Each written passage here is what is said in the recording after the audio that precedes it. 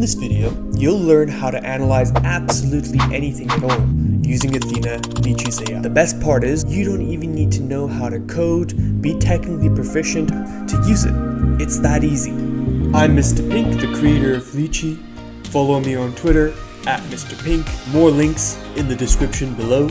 Don't forget to like and subscribe. I have my coffee. Hopefully you have your beverage of choice. Let's get started. Head on over to the left side of your screen.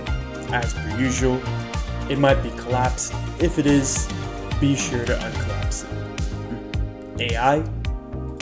First, begin by picking a dataset. I'm going to pick Wall Street Bets data from May 25th. This is available in integration. You can pull live sentiment analysis from Reddit on the Wall Street Bets channel. When you load this in, you can see a quick preview. You can turn this dataset into an article, create a presentation, describe the data, explain data sets, modify the data. Let's turn this data set into an article. You hit the toggle, and then finally you hit go. I'm working towards enabling 1 GB of data per data set, and you'll be able to analyze multiple data sets at once.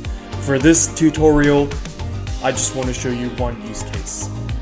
This is obviously going to take a while, and sometimes it may fail. I'm working on improving the reliability. Look at this. If this does not blow your mind, I don't know what will. Because look, what we have here is an analysis of the dataset. Not only that, we have a rich text editor similar to Notion, or you can directly modify work here. It's saying market sentiment analysis of popular stocks. In our latest analysis, we explore market sentiment. And here we go, we have a full analysis. In our data, we also track number of comments placed.